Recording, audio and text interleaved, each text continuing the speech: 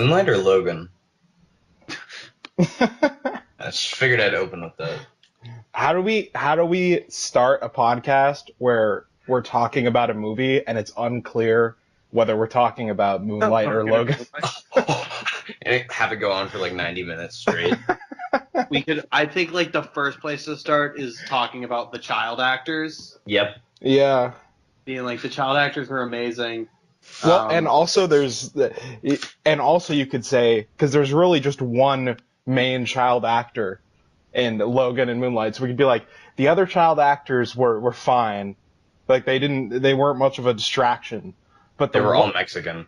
You could also talk about how, like, I wonder how the director and lead director, just vague, like directed the scenes with more explicit content for the kids. Because there's a scene in the bathroom in Moonlight when they're all like comparing penises. Yeah, it's like it's usually and when they're wrestling in the beginning, it's like, am I supposed to be into this or?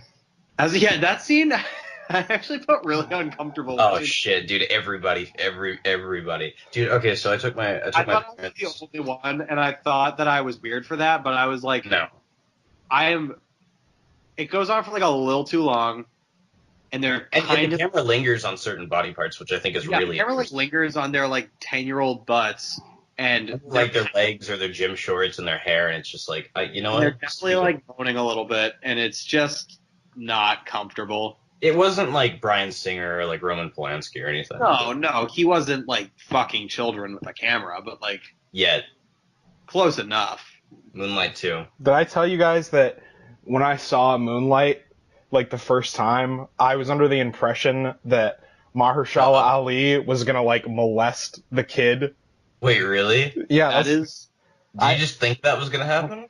That's what I thought happened in the movie. I thought I like read that somewhere, and I spent like the whole first 30 minutes of the movie so uncomfortable because you know that thing that he does where he like sticks his tongue out of his mouth. I was like, dude, oh god, is he like?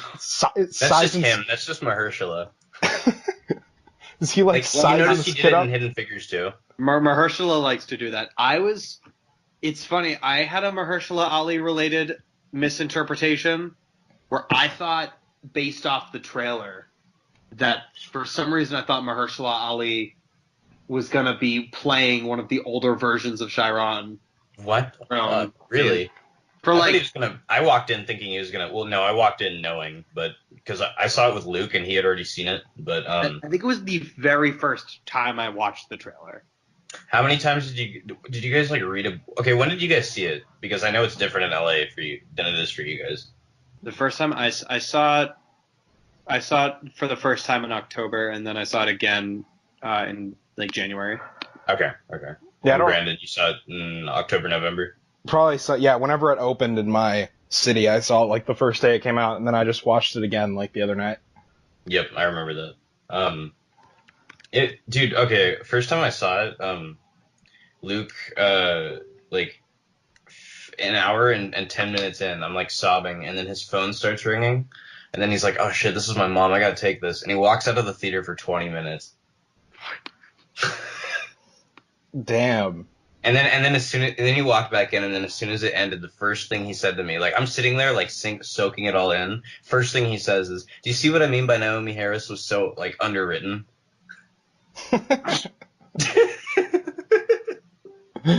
That's great.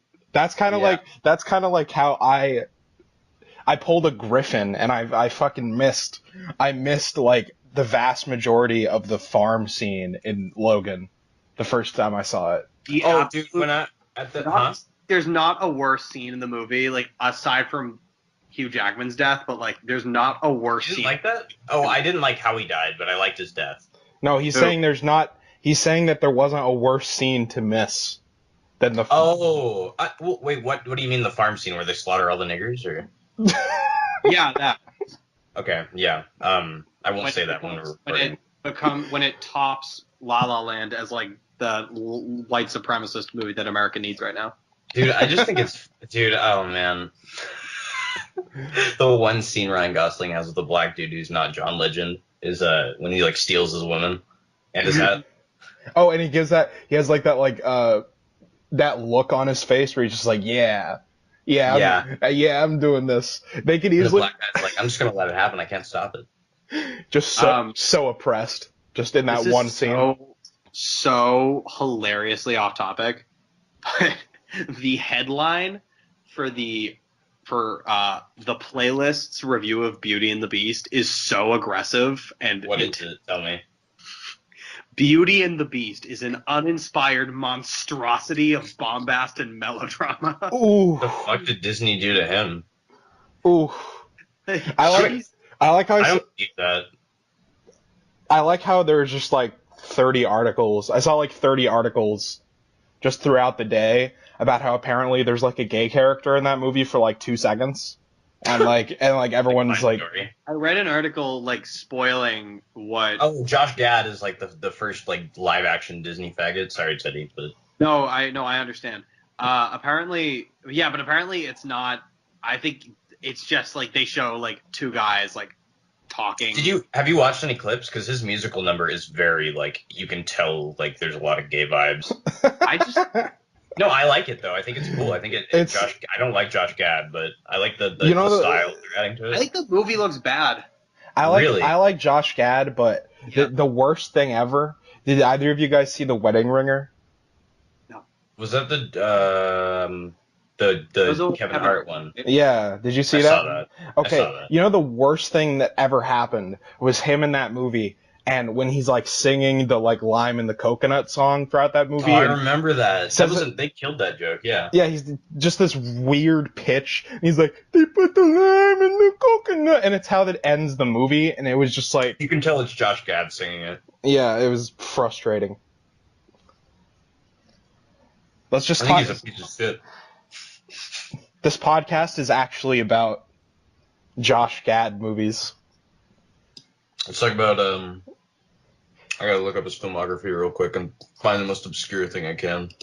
I just want to take the time to say that never have I been more underwhelmed with the trailers in front of like a big blockbuster Right? than I was Logan. Yeah, dude, I got a lot of lame ones too. Like I got Power Rangers. Oh, Okay, shut up. That looked cool. Just- no, Adam, What? no. I'm excited for Power Rangers. Okay, What? no, you can't. Like, you just can't. You're lying. Dude, it's gonna be so much fucking fun. It's gonna be bad, but it's gonna be You're fun. lying. You're lying. I'll see that in IMAX. They're gonna send us back to the Stone Age. Oh, dude, I quote that so much. Wasn't a typhoon. Why is my I feel like my clip of that. Remember how I just uploaded that to YouTube just as like a 2-second clip? I feel like that should have like 1 million views now. Dude, an hour ago, I was just thinking about how, like, every single person in the group, like, no matter who they are, at some point did, like, shitty webcam YouTube movie reviews. Dude, that's how we all like met. Yeah, exactly. But the first time I ever saw you was when you were, like, ripping Alan Gunn's Captain America poster. And I was like this fat little child with a Oh, joke. dude, mad unibrow. I love to. Oh my god. Dude, my unibrow was. Oh, God. I was. Dude, do you remember when my first review was like I gave Kick-Ass 2 a perfect score and like the audio was like overlapping, like the music in the background was overlapping what I was saying and you couldn't hear it? I remember you sending me that. Yeah, because it was my first one and I was like, how is it? And like everybody was like, wow. You know? My review of Chris Stuckman's film Life of a Detective Oh, dude, I wrote reviews for this. is what got me into the double digits of subscribers. Oh shit, that's not good, man. It's not. It's doubles too. It's not good. Dude, he's such a. Did I tell you about when I saw him at the Split premiere at AFI Fest and I like taught? He like the first thing he said was, "Oh, okay." Do you guys remember in Film Freak back when he was in Film Freaks how I told him I wanted him to send me an autographed picture of him so I could jerk off on it? No. The first thing he said to me when we made eye contact at because he went up to go try to talk to like Shyamalan or McAvoy or some bullshit. And I was like, Luke and I were walking out and I saw him and he's like, "Hey, Adam." You're the guy who said he wanted to come on a picture of me.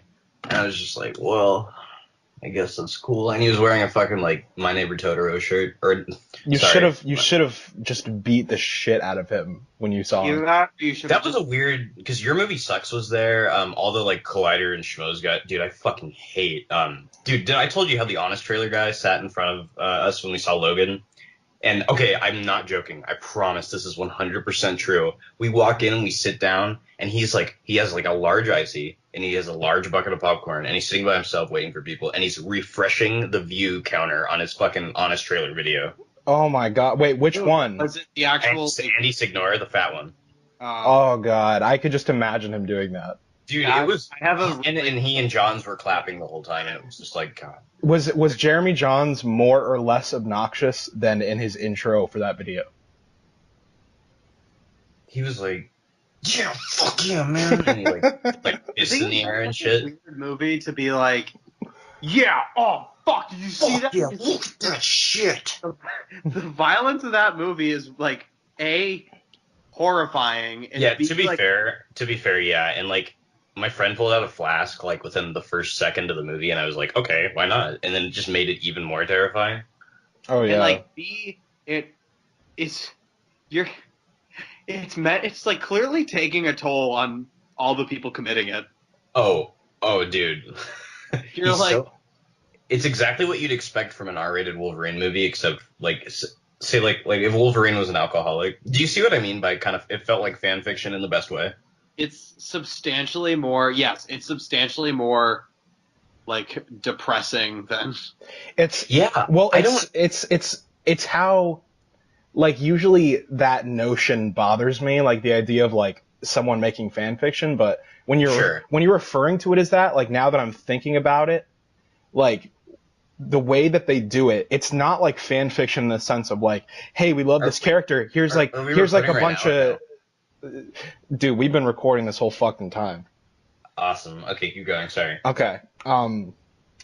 It's not like a fan fiction thing where they're like just throwing you like a bunch of catchphrases and they're like, here, look at all the. It's not a fan service movie at all. And they're not, yeah, they're not like referencing shit from like the other movies all the time. Like it's fan fiction in the sense of like, I love this character. Let me make the best possible movie I could ever make about this character.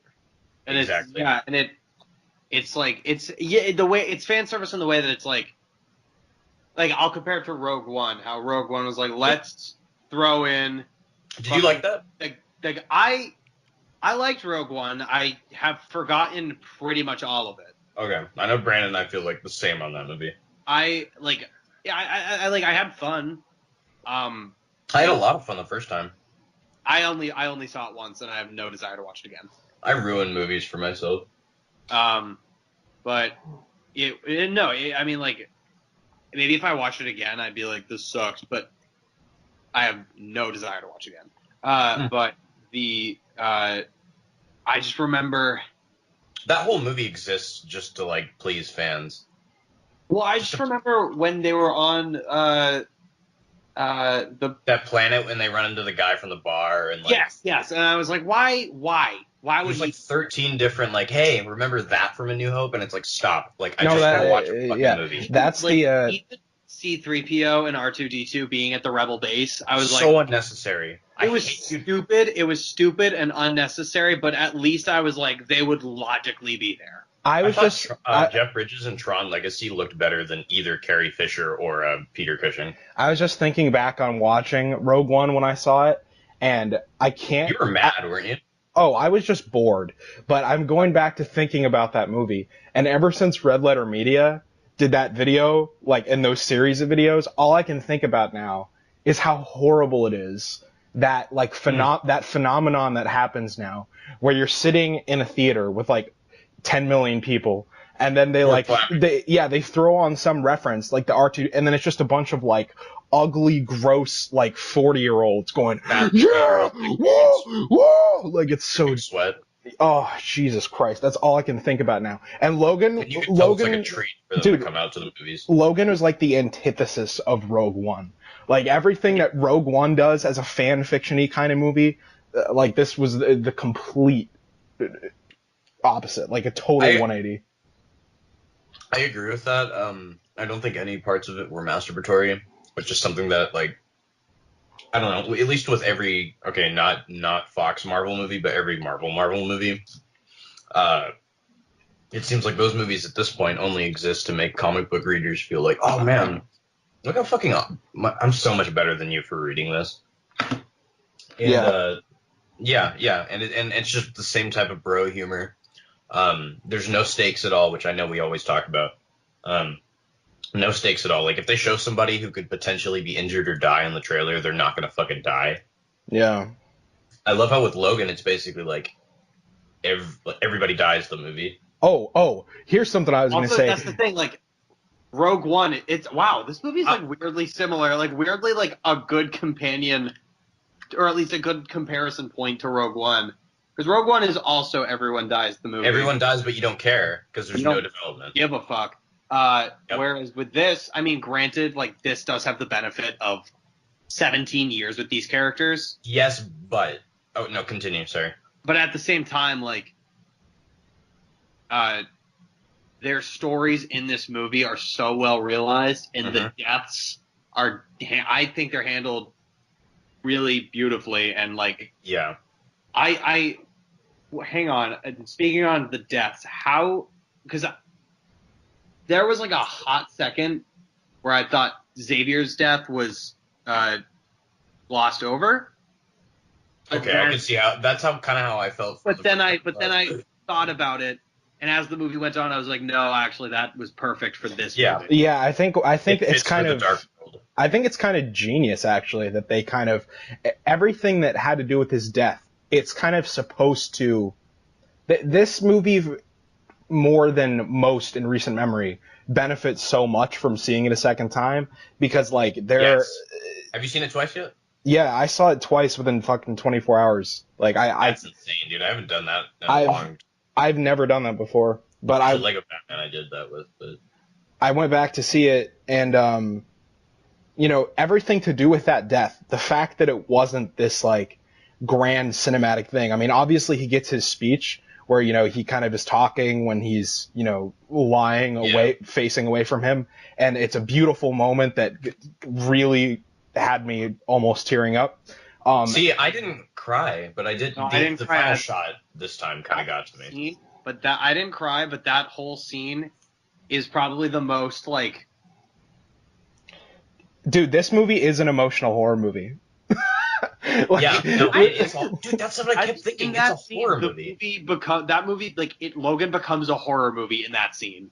It's like from not even just like, oh, you know, it's so fucked up it turns into a horror, like even psychologically it's a fucked up movie because there's a lot of shit that's too identifiable even for a comic book movie. Apparently. Well, even like aesthetically, it like turns into a horror movie. Like the sound design and like the lighting and the score. Like these people just are like brutally murdered. This one. Oh yeah. Jackman, his choreography becomes a lot more feral and just rugged by the end of the movie. Dude, especially when he injects himself with the adrenaline. It's like holy shit. That scene at the farm with like him fighting the clone Logan, it has to be like one of the most violent movie scenes ever. Like it's just so goddamn brutal. I still think the opening with the Cholos is pretty bad. Like for the next like 5 minutes after that scene, I was like shaking. Which scene? The farmhouse scene. I was so because it's because like that's the scene where Xavier dies. But, you mean when they killed everybody? Yeah, okay. Yeah. I thought you were talking about the four. Okay, got it confused. Gotcha. So I was like physically like shaking during that whole scene, and for the next like 5 minutes after, and I can't think of I think the last time I was like physically impacted by a scene of violence in a movie was in like Drive, back in 2011 during the elevator scene or something. Yeah, because I remember when that came out, everyone was like, "This fucking scene is crazy." Yeah. That was like the reason to see it almost. Yeah, and then this scene, I think what piece of violence specifically would stick out to you? What shot? In this scene? Just in that sequence, yeah. I would say, I don't know if it's a shot. I think it's just like the mere fact, The concept. the concept, like the mere fact that like this totally innocent family just Yeah. gets fucking annihilated. Well, and Including like the 13-year-old boy gets Yeah. like violently and graphically killed on screen.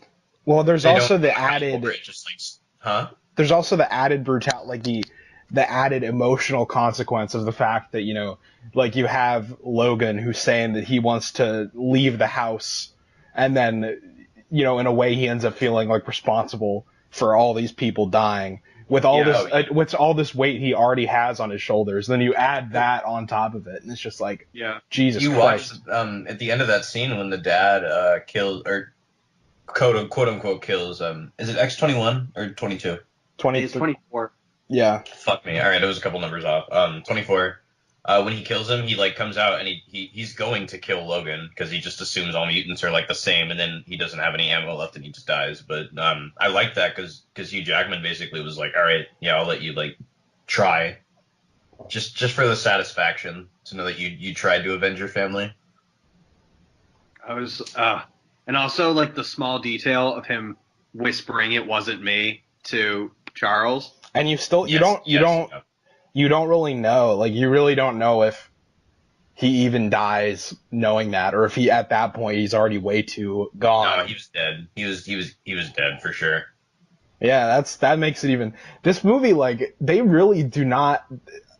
When I say they don't give a shit, I'm saying that in the most complimentary way possible. Like, they don't pull any punches at all. His seizures are very like right from the beginning. The first scene of him when he's talking about basically the Alton from Midnight Special just was like citing things from the radio. He's like that. This time when I watched it, and Xavier's basically he's like talking about the chalupa from Taco Bell and shit. I was like, I don't know if I like that, and then I was like, it's fine. Yeah, that's true. The first thing he does in the movie is he's like, "Get your tacos now," and I was like, "Well, that was get the chalupa, steak or chicken." Yeah, it's like, all right, dude, just fucking convulse already. I was like, what? During that first scene, I was like, with him, I was like, is this gonna be the whole movie of him just like, rolling around like not taking like talking about Taco Bell?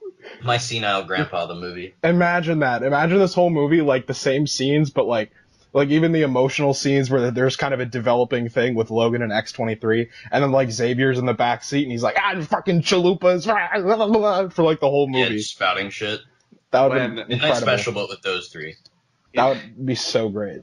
You mean Logan? That's basically what it's just Logan. Yeah. Oh my god, there's a lot of parallels between those two movies. Yeah, imagine like in the fucking Vegas scene. Loved that scene. That scene is sick. But when they're being wheeled out, instead of him being like, "I'm so sorry," he's just like, "Go to Taco Bell." Get the quesarito crunch wrap today. It just becomes an actual like a kid with like no leg on the floor. It becomes an actual Taco Bell ad. He's like, the chicken gordita crunch is really good. They're watching. Some woman's head is like sewn to the fucking pool table. The goal of the. They're just watching a Taco Bell ad. Holy shit. The goal of the script. End credits. The goal of the script was that they mention every single Taco Bell menu item before the movie is over. I did notice some product placement towards the end, but I didn't really give a shit because it wasn't like 50 Shades or anything where it's just like in your face. What was the product placement? I missed it completely. Yeah. Taco Bell. Wait. Did they actually have Slim Jim. Wait, what? Pringles. I noticed Pringles. I noticed some stuff in the what's it called? The gas station. Yeah, but I was like, that's a gas station though. It's a gas station. That never bothers me. Honestly, like product placement, like very rarely bothers me unless it's a really bad movie.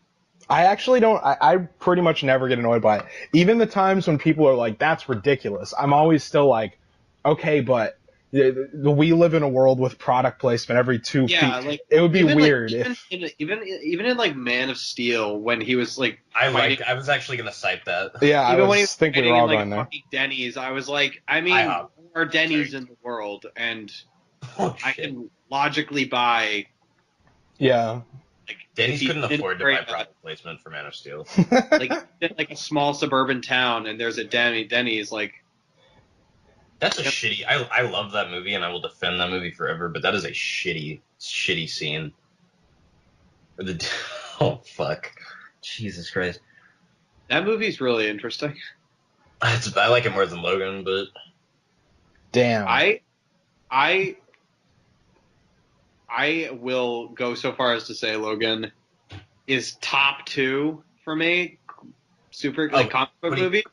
that's high. Both of you I know are like in that camp, and I'm not in that because I think Apocalypse is more fun, but that's different. It's not a fun movie. You don't go to watch Logan for the same reason you go to watch Apocalypse. Yeah, but at this point, like for me at this point with superhero movies, like there hasn't been one. I would say since Batman v Superman. No. Yeah, I know. Adam is gonna be the one on this like podcast that people like are listening to this, and then someone will just like pick out like Adam saying that Man of Steel is better than this, and then they're gonna shit on the entire podcast. They're gonna be like, Yeah, these gonna be like, don't ever have that one. Like, fucking guy. No, I mean, keeps talking about other movies. I don't know. Like, I think that since The Dark Knight, I can't think of a superhero movie Cracks what I said cracks knuckles. that like I don't that moved me on like an emotional level. Kick Ass, I'd say. Nah. But that like got me like feeling things other than like, oh, this is fun. or at least other than like this is really fucking cool, other than like getting into an action sequence. Like this movie is Come on. That's fair, I guess. But like I feel like the first half of Logan is significantly stronger than the second. Because it does. I disagree. I disagree. Really? with Because I that. think it does become a typical superhero movie towards the end. I thought it picked up as it went along. I mean, like, I loved it throughout, but I thought as it was going on, I was getting more and more Invested or invested and whatnot. Also, something that people like aren't really talking about. I thought Stephen Merchant was great. who was he? Caliban. Who? Character names. He's Put the it to a guy. face. He's the guy. Oh, the guy who's like, oh, we got to get the mutants in this program, and then. He was the albino. Oh, he was good. That was a character that like they didn't have to talk about at all before, but they made him feel like he was a built-up character, and I gave a shit when he died. Well, Yeah. he was just throughout the entire movie, just like this guy who was just doing the right, like that. Those characters are always likable. Like he's just the guy throughout the entire movie is doing the right thing, and you're just kind of like, oh, when he dies, that's fucked up. Like, but it's great. So bad throughout.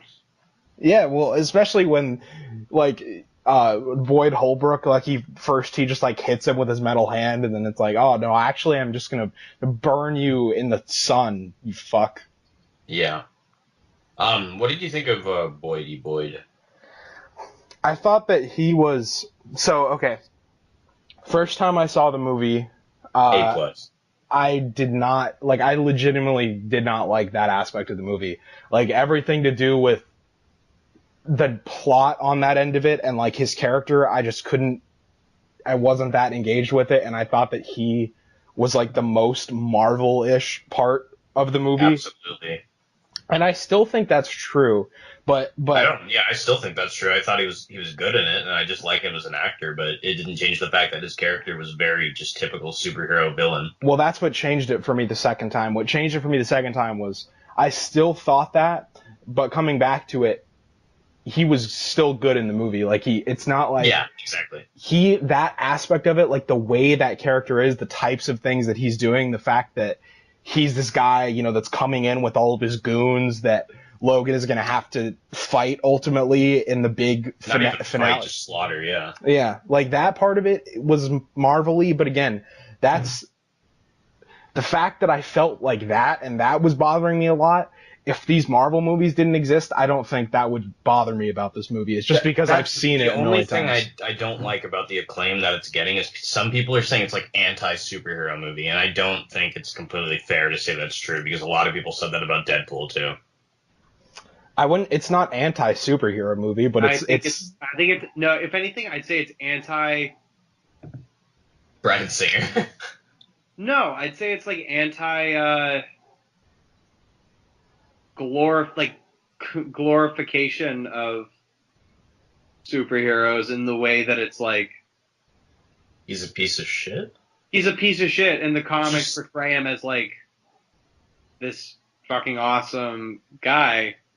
Well. Okay, I see. Really here's what we're going towards. Here's the plot of this. So the thing is, it's not that it's like anti-superhero movie. It's just that the things in this that happen in the superhero movies here, they just happen as a consequence of whatever's happening. It's not like this thing where, like, you know, the filmmakers or like Kevin Feige in a fucking shit costume is sitting editing the movie, and he's just like building everything up and trying to get you to these cum moments where something happens and you're like, like that's not in this movie. Like even the stuff that's super gratifying, like I have an issue with your claim that the end of this movie is like a big bombastic crazy finale. Okay, I didn't say that specifically. Well, you said it was a CGI clusterfuck, which I strongly disagree with, because how is it a CGI? Like the biggest like visual effect of the movie is like they lift up a car. Yeah, they lift up a car and throw it on clone Logan.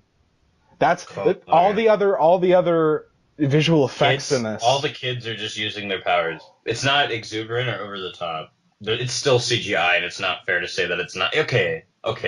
No, but it's not a CGI clusterfuck in the way that, like, the climax of the Wolverine is a CGI clusterfuck, or like the climax of. I've never argued for there to be no CGI in these movies. I'm not saying they're okay. I'm saying, okay, so an example to me. It's like a because I think Brandon and I are on the same side here. Because fuck you, Adam. God. Because what we're saying is like a crazy bombastic finale that is completely at odds with like the rest of the movie. And I didn't say it was at odds ever. I think the movie earns what it gets. I think that it builds it to a point where you want to see something like that. I didn't really care for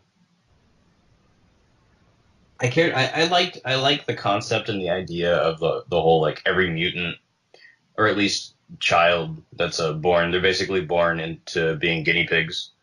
And just experimented on, and I like how they're all also minorities, which is kind of like a cool commentary. But I didn't like the actors, and I thought they were fucking annoying. I wasn't bothered by that. They weren't in it enough for me to be like, wow. God. I feel like they spent. Well, honestly, I mean, but the thing is, the kid who played young Chiron was great. So Alex Sibbert's amazing. Yeah. Oh God, he was just so good, and the CGI in the scene when they're like wrestling was a little much. Especially like the CGI dick was a little weird. Just the CGI. The CGI blood when Teen Chiron was getting punched. I give it a 4 for that. CGI What did you think of like Barry Jenkins's penis just being like photoshopped in? I'm cool with it. I don't have a problem with it. I think creative control. Or the diner scene where like he pours him like a CGI glass of wine. It was like, why would you do that in this movie? How about when they CGI in Classic Man? Naomi Harris is smoking a CGI pipe of crack. Yeah, it's They're like sitting on the green screen beach. Yeah, it's like I get that you're like anti-drug or whatever, but come on. But the practical effects in the hand job scene were really powerful. Really good prosthetics. Yeah. It was good fake sand. And then Patrick Stewart was just incredible. I honestly, when I first saw this film, directed by a director. When he wipes his hand in the sand, for a second I was like, they're gonna show a really big fucking glob. No, Shit. I didn't think that at all. For a second I was like, they're just gonna show a colossal just glob. Well, you know, Dude, that would ruin the movie. That would take away from everything the movie's about. Well, they Dude, did. I know, but I was like, They did show there was some semen in this movie. Logan? Yeah, when he has the dream after he calls him on the phone, Andre Holland, and then you see on like. Oh, okay. I said Logan. Yeah, that's what we're talking about. yeah, we're talking about. Oh yeah, when he wakes up in the. Okay, you're right. You're right. Yeah. That's what I'm saying, man. Dude, that movie when Teen Chiron finally just like hits the bully with the chair. Yeah. Daphne Keen's performance is just so mature. Jesus Christ. Child acting, just in that scene, her reactions to everything are just so powerful. Diego, Chianta, Chiquero. When she first started talking, I was like, that was not the voice I expected. Right, but it was so. Like, His response to it was the most amazing thing. Like the fact that he's just building up. He's like, just shut the fuck up. Was the best moment. I was just like, you could not have cast a whiter child to play the Hispanic little girl. Yeah, she had some Hispanic expressions. Mm. She was like, in that movie. Laura? Yeah. I liked her. Yeah, I thought she was great. Yeah, definitely. I loved her in that movie. I just love the idea that every time she's like Logan, when he's beating the shit out of people, he'll like grunt and like growl and he'll just be in pain. But when she does it, she just like wails and screams, and it makes every kill of hers so visceral. It's just like very gratifying, dude. Like you could see that kill counter climbing. Oh yeah. Oh fuck! I'm never gonna. Okay. I think the best action scene in the movie was probably. I don't know, dude. I really like that opening scene. That's probably my favorite scene in the movie. That's just because so bizarre. It's a brilliant introduction. It instantly lets you, That's such a weird favorite action scene in this movie. Really? It's just like. Dude, okay, I think that's the best action scene where you get to see like claws going through heads because you get the Cholo who opens his mouth and you see the fucking blade through his tongue. Well, I will say that it was great as like an opening scene, and especially like when he like falls down at first, and it has the and then it has the Logan title like fade in over it was perfect. I love that this movie didn't have like an annoying like credit sequence at the beginning. Like it was just like really simple and tasteful. And it just started like a regular movie. Even the Wolverine, which I do like, didn't have a flashy opening credit sequence, at least from what I can remember. And I watched it like a couple weeks ago. That's a good. The other Wolverine movie, I wonder what I would think about it if I like went back and watched it, because when I saw it, I remember thinking it was, like a lot of people, I thought it was really good until the third act. But I'm wondering if I watched it now, just because I went back and watched clips of Wolverine fighting people from the other movies, and I'm like, Jesus Christ, they're just not, though. Like, I mean, this is something I wanted to take note. I did take notes on. And I wanted to talk about. The action scenes in the Wolverine, I think, are really well filmed, but I think it's a bit choppy, and I think that's because most of the when you get like the death blow from Wolverine, it just cuts, or you don't get that sound effect. But with this one, it was very like you could see it was natural. It was like James Mangold. It almost felt like the Wolverine was like a different cut of a movie that was supposed to be an R rating. Well, he did release like the they did put out extended cut or whatever. Yeah, and those, like, if you watch the clips from that,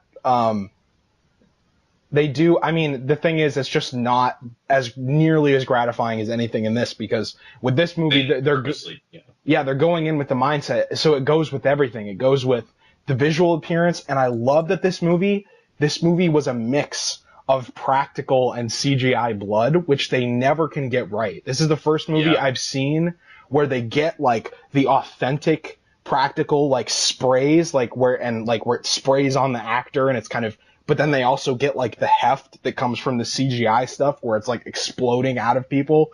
And John Wick did a pretty good job.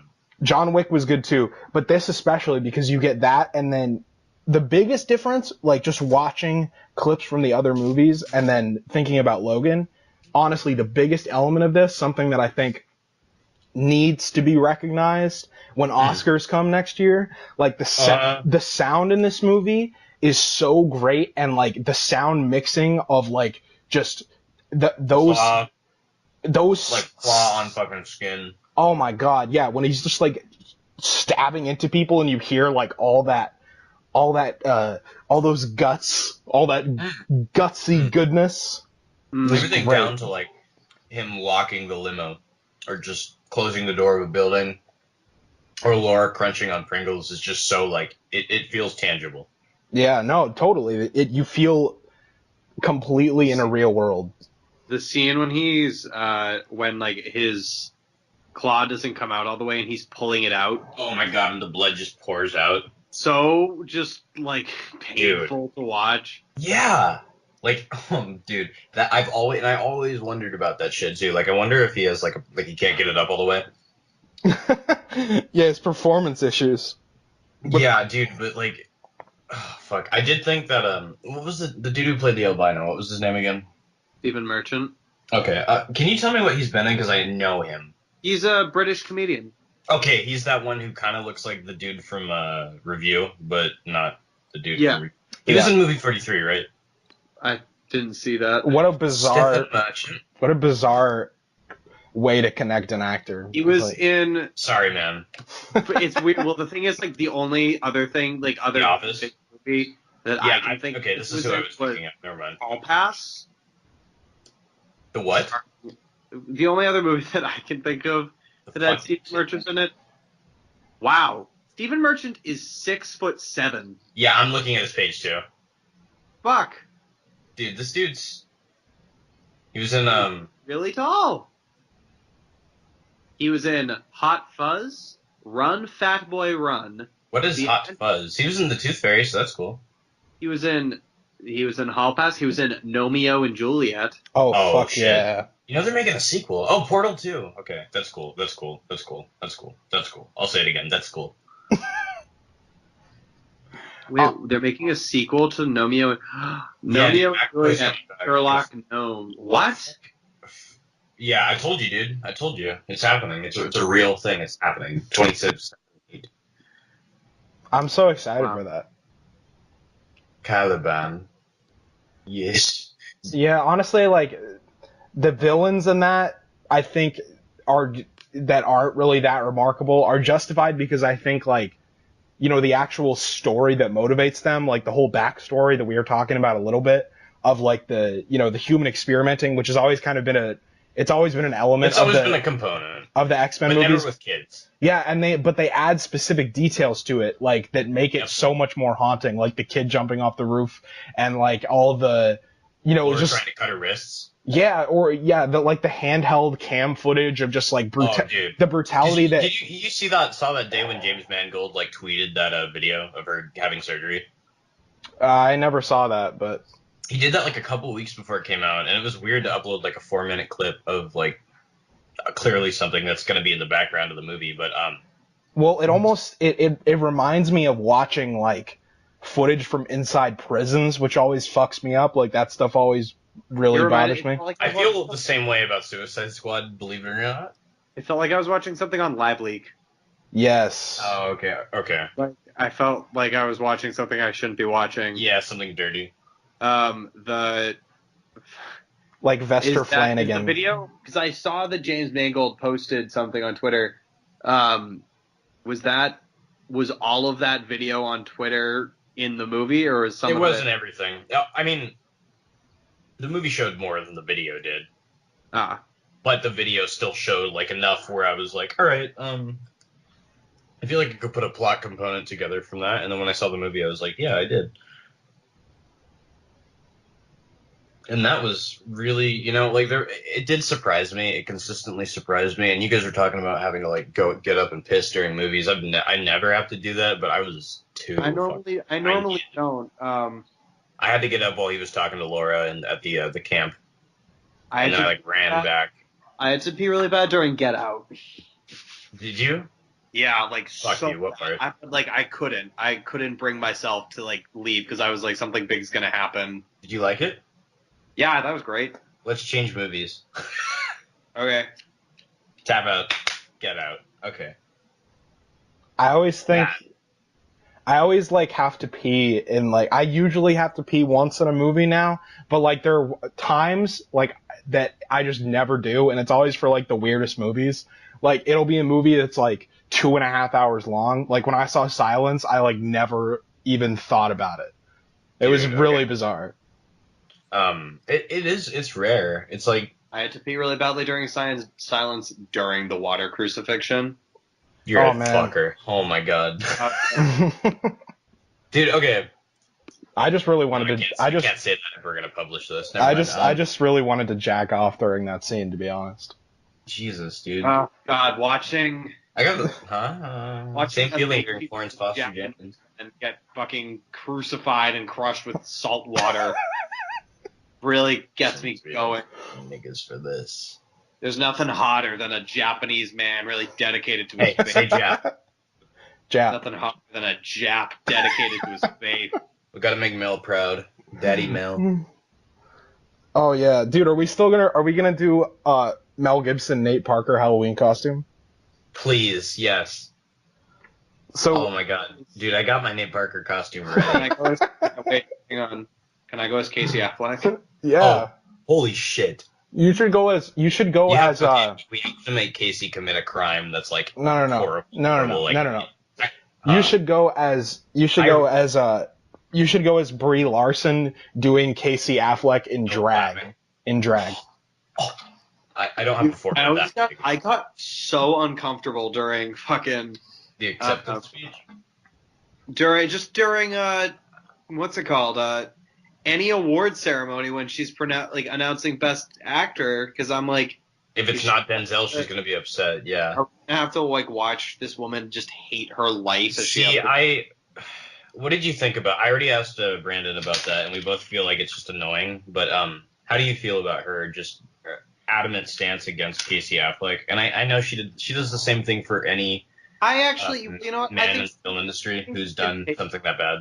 I think she can have her stand, and I respect that she takes her stand like clearly, but not enough that it's like annoying. Well, Okay. Brie No, Larson. because if you watch that I clip, feel like there would be when they hugged, it was clear that she said something to him, and because when they were walking away, he did that thing where he like looked to the side and like touched his nose, like he was fucking pissed off. Brie Larson has like the aura of like someone who is like really nice, but like if you do something to like irritate her, she will like be the most vicious fucking She'll cunt make you ever. kill yourself when you get home. Yeah, like and then you'll have like nightmares about her. Yeah, She's that kind of person. she seems honestly psycho, and I've seen her. I like her in a lot of stuff, but some of the stuff I've seen her in recently, it's just like, all right, you can. Like, I get why you were good in Room. In the room? Huh? Wiggle out, roll over. Like Room. Like That's overrated movie, but that role. that Room. Hard. If you're an actress worth her salt at all, it's a hard role to fuck up. Or worth your snot, like you're Viola Davis. You know what I'm saying? Dude, Daphne. Hey, she deserved it, and both of you can fuck off. It's not nearly as obnoxious as Viola's. We'll get into fences if you want, Teddy. I think that movie's fine. And I've seen the play and I love it, yes. Yeah, and I've seen the play, read it, love it, and the movie. Read it, had to add that. I don't think the movie works. I don't think August Wilson's writing works as a film. I think he's a shitty author. Well, the scene where Denzel Washington is, you know, he's like batting the baseball, and then Which fucking part? Which time? And then you see teen Chiron walk across the yard with a gob of cum in his hand. And he throws it, and Denzel Washington hits it with the bat, and it was the weirdest scene I've ever seen in a movie. My favorite. Yeah, and I don't understand I this, actually but had like a when the health drove in-depth up. conversation about it. Like that movie really made me notice the structure of the play is essentially just like. No, dude, that movie was it was a play. 2.5 That's still hours my biggest problem. They didn't do anything different. Of Denzel being like, well, this story happened, and I was facing down the devil, and I looked at him in the eye, and then Well, the way I looked at it in the what movie did I was I say thought to he him, played. Rose? And then Rose is like, he said to him, and I look at him and I go, you are my woman. And then Bono's like, And I said, I remember you did that, and then Roy. Forever. And then like 2 minutes pass, and she's like, "Oh boy, shut! You didn't say nothing like that, And sweet." then fucking his son, who's like 45, is like, come Good on, actor though. I Like, need $10. When it's like, let me hold $1, Pop. Pop, let me borrow $10. I'll pay you And back. Denzel's like, you know, Father, every time this boy come around, let me borrow a penny from his pocket. Okay, okay, What okay, Rose? okay. Shut the fuck up. Stop talking about fences. Logan. Logan. We're talking about Logan, and we're talking about Chiron. So can we stay on topic to Logan and I think talk? Boyd on a similar subject, both Boyd and what was his name? Pierce. No, that's not his name, right? Who? Yeah, Pierce and Logan. That was his name, Pierce. Yeah. He was very good in his role, and I feel like he'll be very good in Predator with Chiron, Trevante Rhodes. Yeah. So that is a cool. And Jacob Tremblay, wiggle Playing out, roll over. That's cool. He's playing an autistic kid? Yeah, that's what I heard. Thank God. No, dude, I'm so sick of that trope in movies. I'm so sick of that trope. Is that a trope? I have a retarded kid. Sick Look. of that trope of autistic kids in general. Dude, I'm sick of it. I'm sick of movies that are just like, look, this guy with autism, he's better than you, and this is why, because he's a fucking superhero. They do that in so many fucking movies now, and I'm sick of it. They need to do like a Marvel movie where it's just all autistic people. Like that's like a good version of The Accountant. I just want The Accountant and like Split and Jacob Tremblay's new role as like Autism Boy or whatever. To have like a nice little cinematic universe where they just like We're talking okay. about disabled cinematic people. universes? Okay, Adam needs to explain this because we're still recording this, and I'd like him to I lay gotta it. get my phone. Hold on. Adam has crafted a cinematic universe that I think is the most important one. It is. It's cultural. And this is just. There's two different timelines. There's the 19th century, and there's the 20th century, 21st century, as well. So we open with 12 Years a Slave, and Wait, then what is this? What is this cinematic universe? What is it? What are you calling it? It's either going to be the Monkey Verse or something else because I can't think of a title yet. I asked Brandon, but he didn't help me much. I feel like open for 12 years. I feel like you know exactly where you're going with it. I feel like you just need to finish it. And I'm then not it'll going be to great. say it. Okay. Okay, you're not pressuring me. I know how this is going to end. Okay, keep going with your. Okay. Oh, fuck me. Birth of a Nation, 2016, of course, the better one. The original Space Chimps. Yes. Selma. The Help. Then it's the same. Takes place in the same year, but Space Chimps 2: Hidden Figures. Lee Daniels, The Butler. Princess and the Frog. I don't know if you remember that one. That was a Disney movie. Do the Right Thing, which is a good one. Then we got Act 1 for Moonlight, so little because still 19. Rise of the Planet of the Apes. Then Training Day. Dawn of the Planet of the Apes. Boys in the Hood. Then War for the Planet of the Apes. So, okay, if you were remaking Dawn of the Planet of the Apes and you wanted to make a post-credit scene that teased Boys in the Hood to come after, how would that work? Literally just have Ice Cube play like Koba, and then maybe like Cuba Gooding Jr. play Caesar. So just like fuck the whole rest of the movie up. Dude, they're gonna be acting the exact same. They probably have the same acting methods. They're definitely Like, Dude, Method Man seriously acts like a monkey in every movie he's in. Ice Cube's definitely like I don't know, man. I feel Fuck like Ice Cube.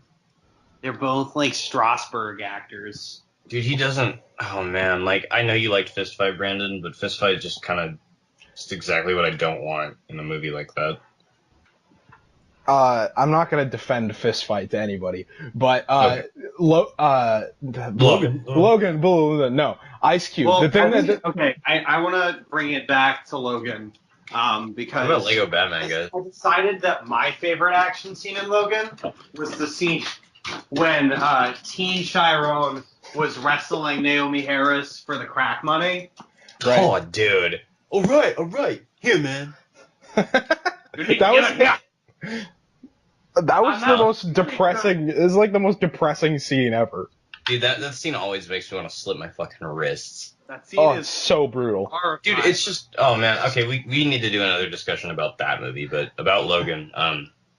I think that a lot of the marketing for Logan's been really smart too. I think they've been minimalist, and I like how they've been minimalist. I still kind of like very what? accurate representation. Like, it's not. It doesn't. You know. I thought. Oh, also, side note. I thought how it ended with "There's a man coming around taking names" by Johnny Cash was like perfect. Oh yeah, I said to Teddy, I think I might have said this to you too. The only thing that I thought could have made that better is instead of having it cut to black and then fade the title and then the song comes in, I think they should have just cut right to Logan, like no fade or anything, just cut to Logan and then have the song start playing with it. That would So have you been don't the think only there should thing. have been a couple of moments of peace? Well, I think you already get that. I think you already get that with the last shot of the movie. And if you wanted to like extend the last shot like a couple I seconds honestly longer, feel like they could have made that shot linger a little longer. yeah, I do too. I think if you would have done that, I think if you would have let that shot go like 2 seconds or maybe a little longer, and then you cut right to the song, that would have been perfect. The only real problem I have with I'd say the last act of the movie, I don't like how Dark Link is basically the villain. And I don't like how they just pull that out of their ass, which, I mean, like, I'm sorry, but, like, they do sure they explain it, but any clone is fucking lazy, unless it's, like, I can't, I'm struggling to think of a time where it's well done. It didn't bother me. No, I thought this instance of it was pretty fucking great. This bothered me a lot less than other ones, but I still feel like for that character, the way he died, it was kind of, like, alright, 17 years for that. Well, I think again, sort of like with the Patrick Stewart thing, it wasn't Okay. It wasn't a matter of having him. It wasn't a matter of having him go out in like this really triumphant way. It was that, especially in the last 15 minutes of that movie, you can tell like he knows, everyone around him knows, like Laura knows, everyone knows this dude is gonna fucking die. He knows. I would have rather Boyd Holbrook smashed him against the branch, though. I mean, we could argue about better ways that it could have happened, but it was just the fact that, you know, you could get, yeah, it's the fact that it happened and that it happened in just the most brutal way possible, that he got like shoved onto a fucking branch. Like, you could take it in different ways. You could be like, oh, it's a metaphor because he's like looking at this younger he's looking at the younger version of himself. And Jesus fucking Christ. Yeah. Well, no, the thing that the movie does for both Wolverine and for Stewart, I don't know why I just refer to him as Stewart when I refer to you. Old Stewie. Chuck. I just took my shirt off. When he, the movie telegraphs that, like, they are gonna die and they wanna die and they're waiting to die. So it's not a hope. People say the movie's hopeless. I wouldn't even call it that. It's just like acceptance. I don't think it's hopeless at all. What the fuck?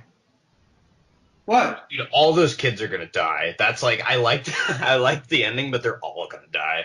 It made me really kind of sad to watch just like the little fat black kid get like. Dude, everybody in my theater laughed during that shot when he's running. I was like, that poor kid. Okay, you just know that he's not gonna do shit. Not gonna make it, and he's the one with like electric powers too. Yeah, I like the girl. I like the girl who froze people's arms and then like smash them off. Though honestly, that was the only my only complaint about this movie visually, I will say I think like the effects they do in that final scene, that final sequence that aren't Wolverine, are not that great. Like I don't think the killing of Boyd Holbrook, I didn't That think was that. so underwhelming. Yeah, that did not look great at all. And It's like if you're gonna kill him, why smother him? That's so stupid. yeah, someone should have fucking like made that I guy must have bleed. gagged that. For like a nice Wolverine claw to the face or something. I don't know. I'll never get tired of watching him just like stick his claws through people's face. Yeah, no, That I should could be the title of the memoir. sicking my. When in the Vegas scene when he's just like casually just like shoving his claws through people's heads. I love that how he has to like grip the wall. Yeah. I like that you were talking about that scene, like where they come out of the hotel and he's like, "I'm sorry," and then they get in the truck, and then Hugh Jackman turns on the car and it's playing the Chopped and Screwed Classic Man song. That was fucking great. And then Laura looks at Logan and she's like, "So what, man? You just drove down here?" she's like, hey, where are you staying tonight? Yeah. And then he just turns up Classic Man. It felt really weird having Patrick Stewart just like constantly look at Laura and say, "Who is you, Chiron?" Yeah, who It's is like, you, Laura? well, it made sense because it's like the first time it happened, I was like, okay, but well, I don't know. it makes sense because it makes sense because even though she's Laura, he's fucking crazy, so he thinks that she's Chiron, and maybe he's just like tapping into one of his like Charles Xavier things, so he thinks he's like communicating with Chiron, but he's actually talking to her, so that's why he kept saying that throughout the movie. I don't know. I'm just throwing ideas out there. I also thought that Janelle Monáe was simply unrecognizable. Yeah, she was really good as the limo Logan was driving. Yeah. I get that she's black, so it makes sense why she would be cast as that. You know, actors I did find that to be a little offensive, to be honest. That she played a ridden limo. Looking for the chimps. Yeah, I felt like it was just a little like on the nose. Okay, that's true. Yeah. I mean, it could have been worse. Like, it could have been Mahershala Ali. I almost said Mahershala. Don't make fun of a black gay Muslim. I was about to say, like, the Muslim part is the most important part. Yeah. Wait, is Mahershala? That's the reason he's not allowed in my house. Is Mahershala one of the gays? No, he's married to his daughter. But I added that into the. Yeah, it just makes sense. I assumed they were all gay. That was like part of the contract. It's like if you're gonna make Logan, you have to be gay. I don't know why. Yeah, Logan, man. Suck on my fucking claws. Great film. Anyway, I have to hit the hay. Yeah, this has been a really bad podcast, I think, but it was good in the best ways. That's what I'll say. I had a lot of fun. We nailed down the points. We really just tapped into what this movie, directed by a filmmaker, what has he made aside from the Wolverines? Oh, well, movies. He made besides from the Wolverine, he made what was that? What was his directorial debut called? I'm pulling it up. 310 to Yuma. He made that.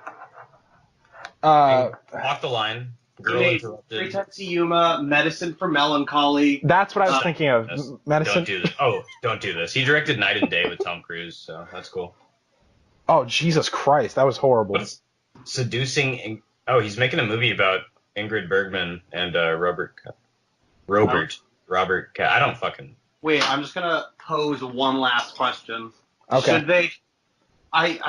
Not a question. I feel really bad for any X-Men movie that has to follow this. Oh yeah. Yeah. Like literally, honestly, the only thing they could do, I really don't.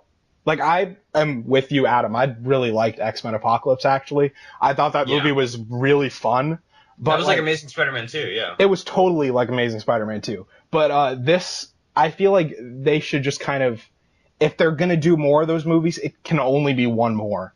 Like it can only be one more just to finish that part That's what of it. Singer said. He said the next one's just going to take place in the 90s, and it's just going to end it. And I believe him, like, because they made Logan. That's the thing. I'm actually able to, like, trust in their world, because really they haven't. Even the movies they've made that are bad, I don't think they suffer from like the Marvel thing where it's like, No, even Fantastic Four was bad in a completely different way. yeah, it was just a shitty movie. Like Yep. I'm fine with that. I'm fine with just a shitty movie coming out. It's just when you make a movie that's not a movie, that's when you get under my skin. When you make schlock, that's just assembly line produced. Yeah. My thing is that so if it's gonna take place in the 90s, I'm assuming McAvoy and Fassbender will reprise their roles. They got it. They in 10 years go from being James McAvoy and Michael Fassbender. That's what I was just thinking. To Patrick Stewart and Ian McKellen. Yeah.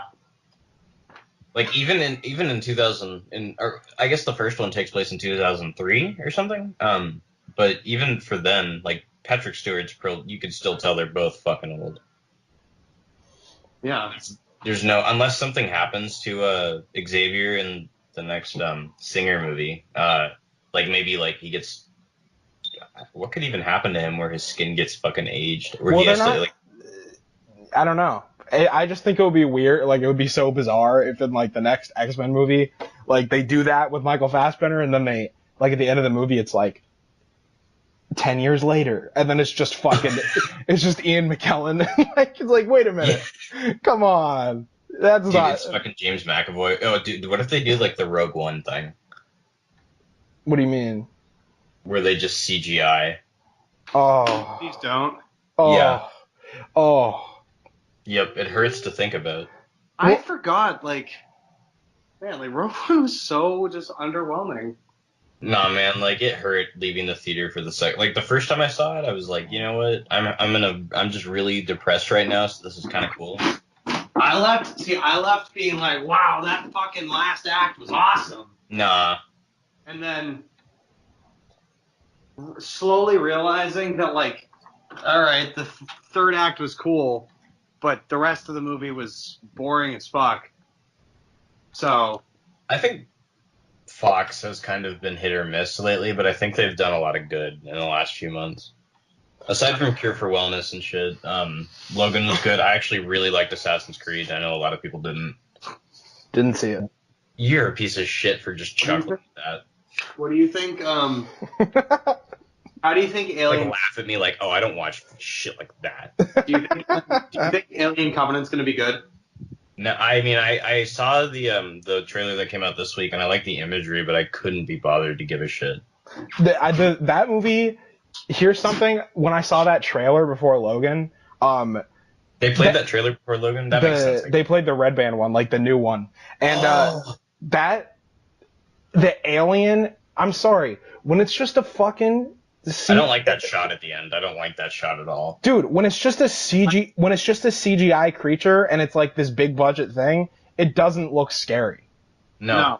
It's a complete action movie. Yeah, you're just like, oh, okay. That first trailer was really cool because it looked like a horror movie. And I didn't see that first trailer, but I heard it was like mediocre. It looked small. It looked like small scale, like. Oh, like a claustrophobic type thing, like the first Alien. Yeah. This new trailer is like, it's got that same thing until at the end there's like exploding shit and like giant aircrafts. Mm-hmm. And dude, the editing of the trailer changes too. It was kind of like a helicarrier moment where I was like, oh. It was totally a helicarrier moment. Dude, what if that is the climax? Like, how disappointing is that going to be? It probably. That is absolutely the climax of the movie. Yeah. Oh, fuck. I really think I'm going to have to. I really am considering taking to Eric Striffler's thing where he doesn't watch any trailers because I'm really. Oh, dude, yeah. I'm getting really tired of getting movies spoiled. His new thing that he does where he watches trailers after the movie. Yeah, those are great. Kind of makes me mad sometimes watching those videos he does, but I think it's so. I don't know. I think it's like cool and unique. I didn't even realize, like, when he did the one for Get Out, I didn't even realize that trailer totally spoiled the movie until afterwards. It doesn't spoil the movie though. What? It shows the shot. It shows a shot of his girlfriend's, what's that actress's name? Rose. Okay, whatever. In the movie, her name is Rose. Yeah, it shows Rose in that With fucking with a gun walking towards something. Like, okay, I didn't notice that, but when I saw it the second time, one of my friends said that, and I was like, "Oh shit!" And I went back and watched it. I was like, "That's not okay." And that's funny. 'Cause it's weird that I didn't because I had seen that trailer so many times. yeah, That's a good trailer. I didn't notice it either. That's a great trailer. And at the Q&A, Peele said that he was pissed at the marketing team because there's so much shit in that first trailer that didn't make it into the movie. See, that's the thing. Maybe what I'll do, because I feel like there's certain things, because I really do think I'm going to adopt this. I think probably this. No, I'm not going to adopt you. Fuck. Maybe later. Okay. I can think do Lion 2. Yeah, Lion 2. Lion 2, Kevin James 2, Zootopia 2. Lion 2, Escape to Africa. I think what I'll do is I'll keep the trailers that I watch reserved for like Star Wars and like things that are going to be unavoidable. Things that are going to be unavoidable mainly, or like movies from directors that have like a control in how their movies are marketed. Like Christopher Nolan has like Wes Anderson or those guys have huge says in their marketing for their movies. Sofia Coppola. Yeah, I actually think Kong I don't usually give a fuck about, but I know Brandon, you probably still haven't watched the trailer that came out last week for it, right? Okay, so I was avoiding that trailer, and it played before Logan, and I have to say I didn't give a shit about that movie. That last trailer was so good, dude. It's so insane. Like I couldn't. Teddy, did you watch it? Yeah, the shot. I don't really care about that movie at all, but the shot that made me go like, "Oh fuck," was from inside the helicopter as it's crashing. That was cool, dude. I loved like all the shit with him like reaching into the water and grabbing. Okay, well here's one thing.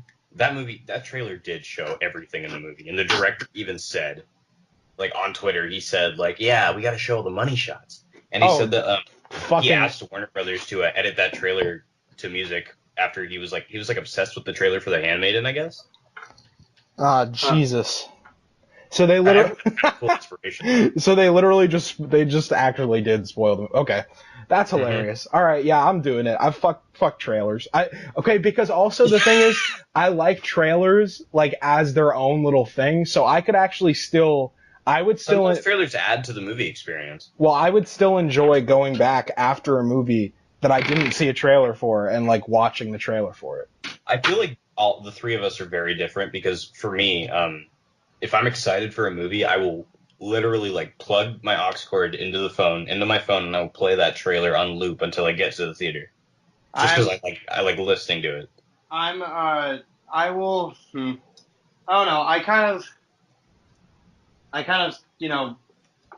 kind of depends. Sometimes I'll just find that like I don't care. I'll just like end up, seeing a headline for a trailer, and then just won't end up watching it because for just like a myriad of reasons. That was like that's what I did with Alien. Then like there will come a point where I'll like end up either seeing it in a theater or just not see it. Yeah. And I'll be like, oh, it's like I'm going into this movie blind. Like John Wick went into blind, not by my own like intention, just like because I never got around to watching the trailer. Well, another thing that helps. I don't know. Do you guys have like reserved seating where you are? The theater that I frequent does not. Because that has made a big difference for me. Because I've had so many because then I don't have to worry about. I can just get there like 15 minutes after the showtime is, so I know I'm only going to catch like the last second of a trailer. But yeah, I don't know. I've had so many great experiences of going into, especially these kind of smaller movies, where the marketing campaigns really do just fucking spoil the shit out of the movie. Like it doesn't bother me as much with the big blockbusters, especially like for the Marvel movies. Like I'll watch those trailers because at this point I know what Marvel movies usually have good like first trailers. Well, also I know what the fuck they are at this point. Like I'm wise to their game that they're playing, so it's not like I'm gonna be that shocked when a certain thing happens in a Marvel movie. So I'll watch those. But for certain of the smaller movies, times that I've gone in completely blind have been so great. Like when I saw Krisha, I hadn't seen anything. I didn't know. Oh my dude, yeah, I didn't see anything for that either. That was totally shocking because that movie starts and you're like, oh, is this kind of like a dark comedy? Like You saw that in theaters, right? Yeah. Okay, yeah. Dude, the cinematography was insane in theaters. Like, Teddy, did you? Dude, I wish I did. I saw it at home on. Oh, okay. I'm so excited for It Comes at Night, though. I rewatched Krisha before I saw that. That was another one where I played the trailer on loop for like 2 hours before I saw that movie. And that trailer shows like nothing. And actually, I think the trailer's better than the movie, but oh, it's still a really. I won't talk about that. I won't talk about that on here. But it's a good movie, but it's not as good as Krisha. I wasn't expecting to. I also had that with 20th Century Women. I didn't watch shit for that movie. And dude, those trailers are really good. Did you watch them after? Yeah, I went back and watched them, and they were really good. They play that Talking Head song. Or what's it called? Jacques. Moonlight? Oh, that one trailer for Moonlight, which is War for the Planet of the Apes, despite the fact that I like keep forgetting that it's coming out this year. Oh yeah, that's a good trailer. Aside from the ending, ending of that, and that line is in the movie, by the way. It is, or it's not. It is. Is it better in the movie? Woody is actually. I like him more than I like Gary Oldman in Dawn. Oh, God. I thought he was actually pretty good. You like the movie, right? War? Yeah. It's my favorite of the three, yeah. Oh, shit. Especially like Matt Reeves got confirmed to do Batman the day after that, I am so stoked for that now because I know like Dawn. I think the finale of Dawn is like one of the best finales in any blockbuster of the last several years. I don't think the movie is like amazing like a lot of other people do. Honestly, I watched it recently and I was pretty shocked with like how little it holds up. I see. Even the first time I saw that, and I remember because that was the first summer I started smoking weed, and that movie actually made me sober out in like the first 20 minutes. It's like pretty boring. I think that the opening is interesting, but I think that once the humans step in, every character is a prop. I don't know, the good like hour and a half where it's just kind of like a repetition of like. Mm-hmm. And the humans build like a fragile trust. That will get shattered 7 times during the movie. Yeah, it's so repetitive. Mm-hmm. Jason Clarke, dude. The only reason his son or wife exists is to be a prop. Yeah. How did you feel in Rise of the Planet of the Apes when the first thing Caesar said was, "Who is you, Chiron?" Oh, dude. And then did I just say Tom Holland? Tom Felton turns into fucking Trevante Rhodes. He morphs into him. I thought it was like a really interesting choice to have James Franco give Caesar a hand job on the beach. Oh yeah, that was interesting, but I think it was more interesting when Frida Pinto gave Caesar a rim job in the middle of the zoo. In the middle of the zoo? Yeah. Then James McAvoy from Split came out. I think that's the twist ending of the Planet of the Apes movies is that like it's gonna be revealed that it takes place in the kitchen in the Help. Well, that probably, but my other theory was that it's just gonna be revealed that this was all in Caesar's mind the whole time. Like he started being able to do some hand motions, so he started like having fantasies that he could. He's a real monkey in the zoo who got put into like the quarantine bay or something. Yeah, and then it cuts and he's just hallucinating and he's fucking smashing his head against the paddle. Yeah, he's all like drugged out and shit. Just a fucking sad monkey.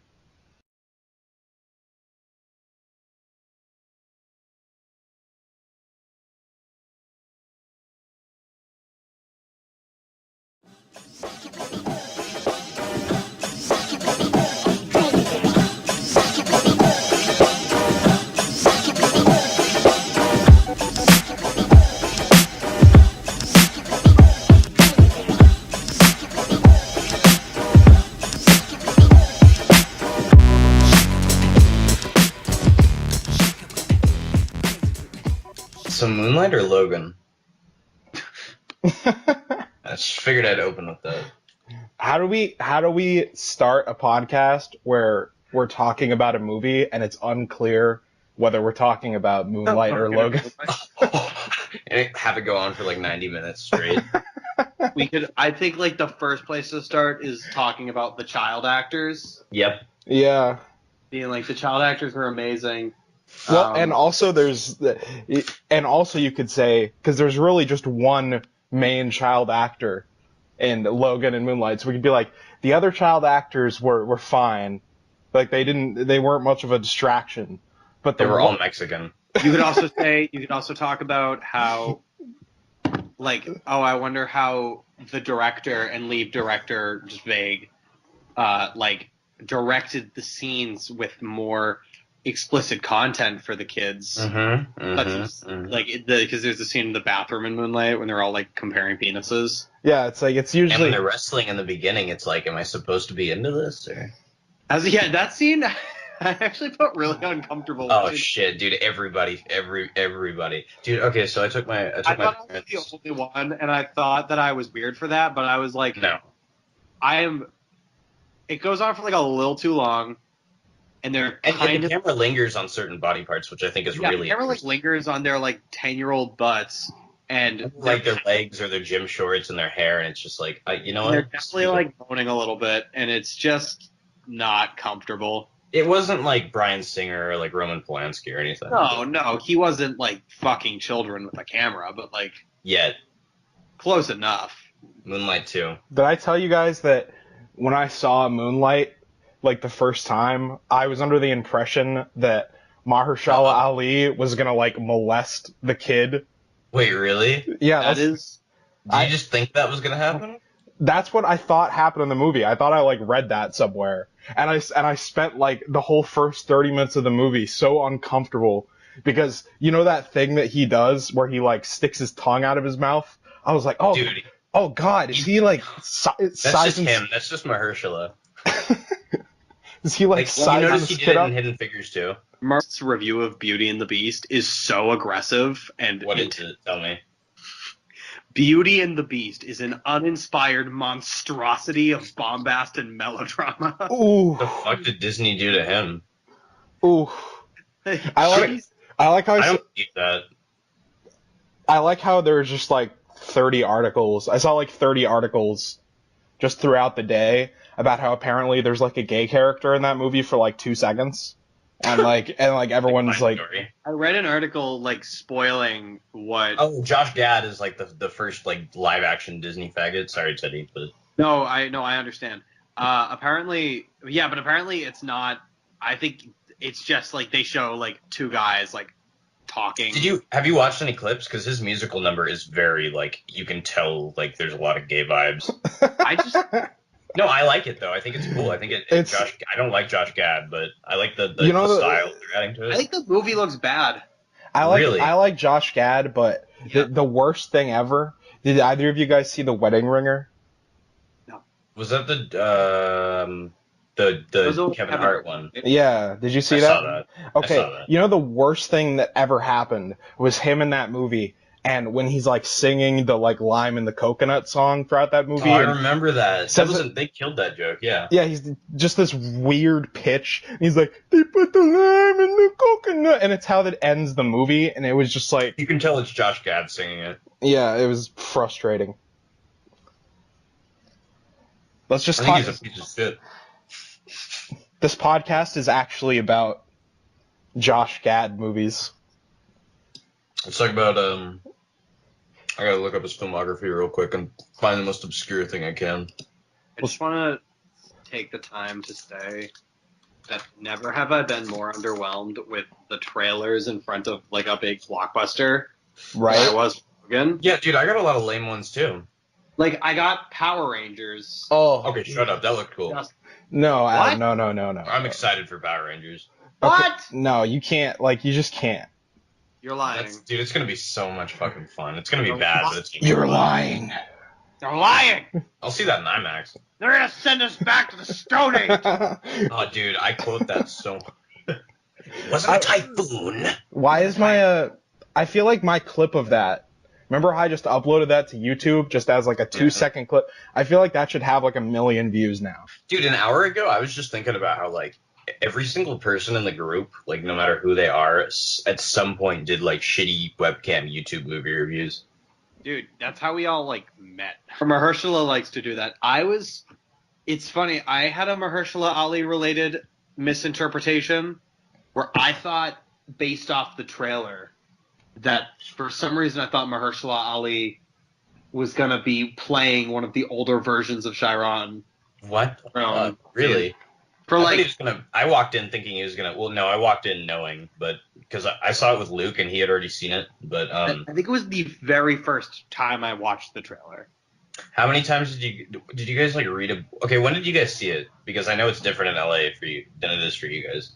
The first time I saw it, for the first time in October, and then I saw it again in like January. Okay. Yeah, I And don't Brandon, you saw it in October, November. probably saw, yeah, whenever it opened in my city, I saw it like the first day it came out, and then I just watched it again like the other night. Yep, I remember that. Dude. Okay, first time I saw it, Luke, like an hour and 10 minutes in, I'm like sobbing, and then his phone starts ringing, and then he's like, "Oh shit, this is my mom. I gotta take this," and he walks out of the theater for 20 minutes. Damn.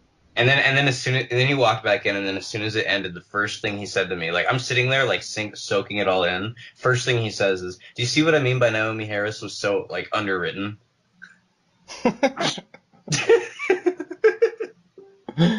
That's great. Yeah. That's kind of like how I pulled a Griffin and I fucking missed. I missed like the vast majority of the farm scene in Logan the first time I saw it. The Oh, dude, absolute, when I at the huh? there's not a worse scene in the movie, like aside from Hugh Jackman's death, but like there's not a worse You didn't scene. like that? Oh, I didn't like how he died, but I liked his death. No, he's Who? saying there's not. He's saying that there wasn't a worse scene to miss than the. Oh, well, wait, what? What do you mean the farm scene where they slaughter all the niggers? Or Yeah, that okay, yeah. I won't say that when we're recording. when it tops La La Land as like the white supremacist movie that America needs right now. Dude, I just think it's dude. Oh man, the one scene Ryan Gosling has with the black dude who's not John Legend is when he like steals his woman and his hat. Oh, and he gives that. He has like that that look on his face where he's just like, yeah, yeah, Yeah. I'm doing this. They could And the easily black guy's like, I'm just gonna let it happen. I can't stop it. just so oppressed just in that This one is scene. so hilariously off topic, but the headline for the playlist, Yeah. like it's like clearly taking a toll on all the people committing it. Oh, dude.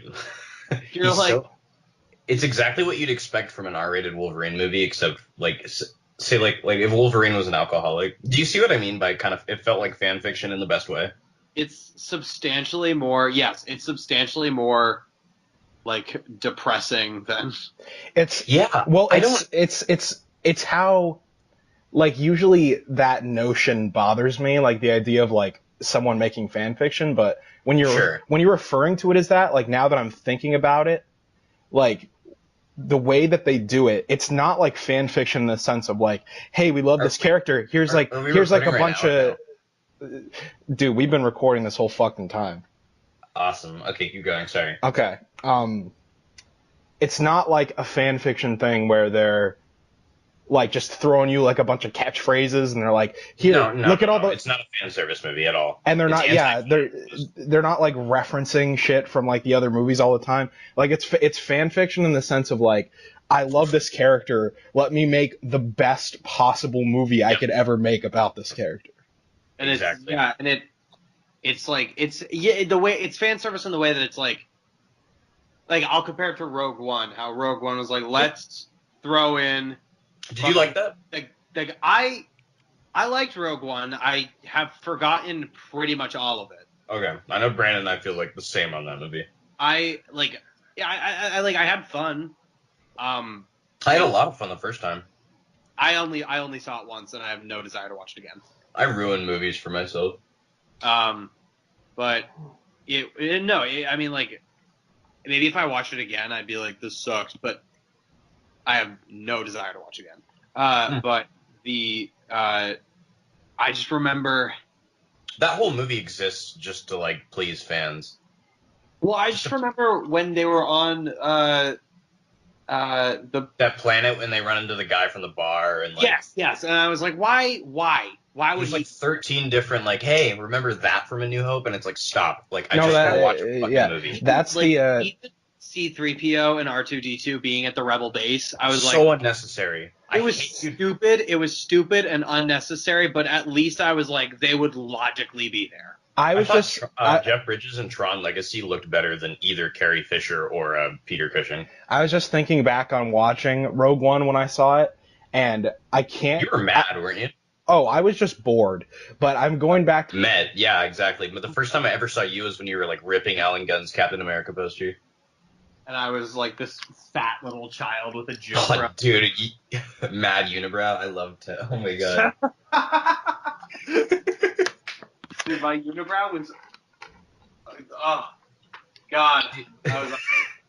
Dude, do you remember when my first review was like I gave Kick-Ass 2 a perfect score and like the audio was like overlapping, like the music in the background was overlapping what I was saying and you couldn't hear it? I remember you sending me that. Yeah, because it was my first one and I was like, how is it? And like everybody was like, wow. You know?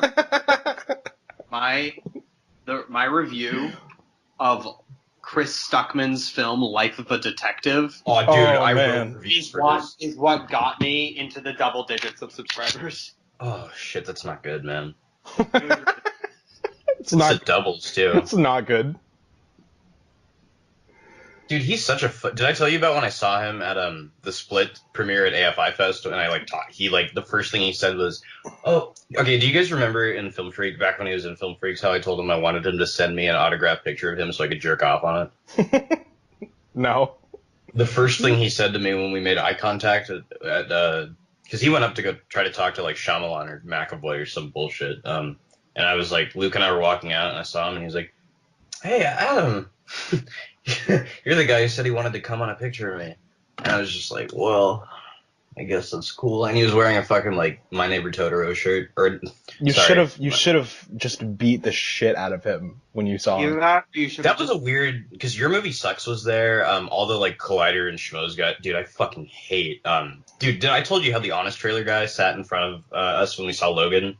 And okay, I'm not joking. I promise this is 100% true. We walk in and we sit down, and he has like a large icy, and he has a large bucket of popcorn, and he's sitting by himself waiting for people, and he's refreshing the view counter on his fucking Honest Trailer video. Oh my god! Wait, which one? Was it the actual Andy Signore, the fat one? Oh god, I could just imagine him doing that. Dude, it was. And he and Johns were clapping the whole time, and it was just like, God. Was Jeremy Johns more or less obnoxious than in his intro for that video? He was like, "Yeah, fuck yeah, man," and he like is in the air and shit. Weird movie to be like, "Yeah, oh fuck, did you see that? Yeah, look at that shit." The violence of that movie is like horrifying. And yeah, to be fair, yeah, and like. My friend pulled out a flask like within the first second of the movie, and I was like, okay, why not? And then it just made it even more terrifying. Oh yeah.